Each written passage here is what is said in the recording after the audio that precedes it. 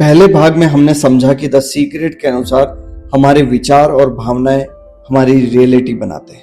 अब सवाल है, अगर ये सच है तो इसका असर हमारी जिंदगी के सबसे महत्वपूर्ण हिस्सों पर कैसे पड़ता है?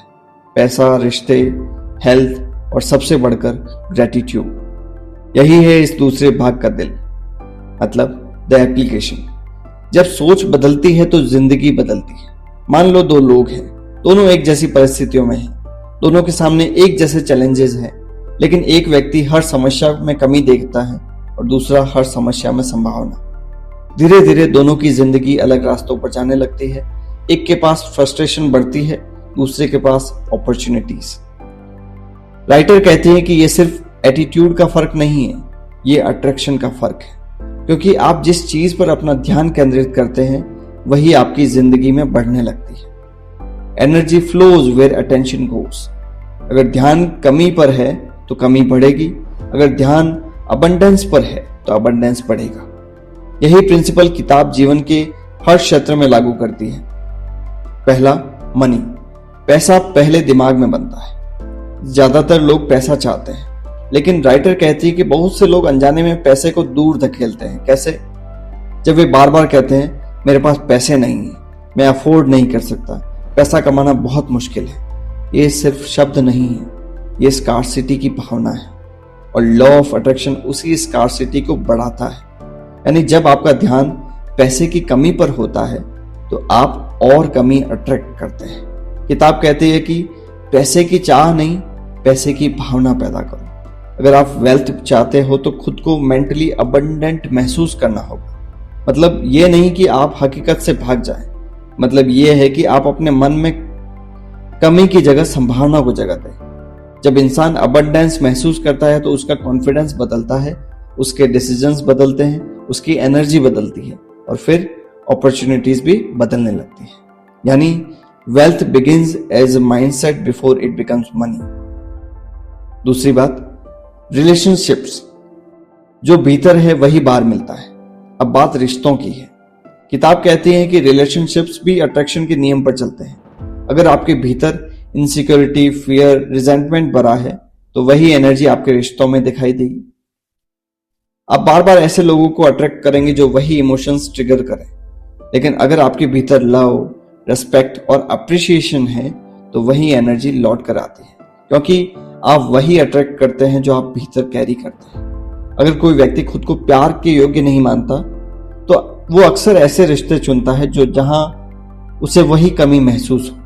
लेकिन जब व्यक्ति खुद के प्रति सम्मान महसूस करता है तब उसके रिश्तों की क्वालिटी बदल जाती है। इसलिए किताब का संदेश साफ है, जिस प्यार की तलाश बाहर है उसकी शुरुआत भीतर से होती है।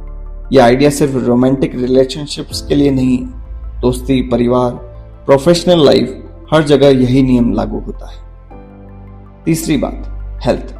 शरीर विचारों को सुनता है। ये किताब का सबसे पावरफुल और कंट्रोवर्शियल हिस्सा है। राइटर कहती है कि शरीर हमारे विचारों और भावनाओं से प्रभावित होता है। अगर मन लगातार स्ट्रेस, फियर और नेगेटिविटी में रहता है तो उसका असर शरीर पर पड़ता है, और अगर मन होप, पीस और पॉजिटिविटी में रहता है तो हीलिंग आसान होती है। किताब ये नहीं कहती कि सिर्फ सोचने में सब बीमारी ठीक हो जाएगी, लेकिन वो ये जरूर कहती है कि माइंड इन्फ्लुएंसेस द बॉडी। आज साइंस भी मानती है कि स्ट्रेस शरीर को प्रभावित करता है, तो अगर नेगेटिव भावनाएं शरीर को कमजोर कर सकती है तो पॉजिटिव भावनाएं शरीर को सपोर्ट भी तो कर सकती है। इसलिए किताब कहती है, स्वास्थ्य की कल्पना करो, ऊर्जा महसूस करो, अपने शरीर को बीमारी की जगह वेलनेस के रूप में देखो, क्योंकि जहां ध्यान जाता है शरीर उसी दिशा में प्रतिक्रिया देता है। चौथी बात, ग्रेटिट्यूड, सबसे शक्तिशाली चुंबक। और अब आते हैं इस किताब के सबसे खूबसूरत विचार पे, ग्रेटिट्यूड। राइटर कहती है कि अगर लॉ ऑफ अट्रैक्शन का कोई शॉर्टकट है तो वो है ग्रेटिट्यूड। क्योंकि जब आप किसी चीज के लिए जेन्युइनली थैंकफुल महसूस करते हैं तब आप कमी पर नहीं, अबंडेंस पर ध्यान देते हैं, और अबंडेंस की भावना अबंडेंस को अट्रैक्ट करती है। सोचो, अगर आप लगातार ये सोचते रहो कि मेरे पास क्या नहीं है तो मन में कमी का भाव पैदा होगा, लेकिन अगर आप देखो कि मेरे पास क्या है तो मन में फुलनेस का भाव आएगा, और यही भाव आपके जीवन का वाइब्रेशन बदल देता है। Gratitude turns what you have into abundance. जब आप थैंकफुल होते हो तो आपकी एनर्जी बदलती है। आप शिकायत में अप्रिसिएशन की तरफ जाते हैं और यही शिफ्ट पूरी जिंदगी की दिशा बदल सकती है। इसलिए किताब बार बार कहती है, हर दिन धन्यवाद दो, जो है उसके लिए धन्यवाद दो, जो आने वाला है उसके लिए भी धन्यवाद दो, क्योंकि ग्रेटिट्यूड सिर्फ प्रतिक्रिया नहीं है, ये क्रिएशन का माध्यम है। और आखिर में दुनिया बाहरी नहीं भीतर से बदलती है। आखिर में द सीक्रेट एक बहुत गहरी बात करती है कि आप अपनी जिंदगी के क्रिएटर हैं। परिस्थितियां चाहे जैसी ही हो, शुरुआत हमेशा भीतर से होती है। आपके विचार, आपकी भावनाएं, आपका विश्वास, यही आपकी दुनिया की नींव है। अगर भीतर डर है तो बाहर रुकावटें दिखेंगी, अगर भीतर विश्वास है तो बाहर रास्ते दिखेंगे। यही किताब का पूरा सार है।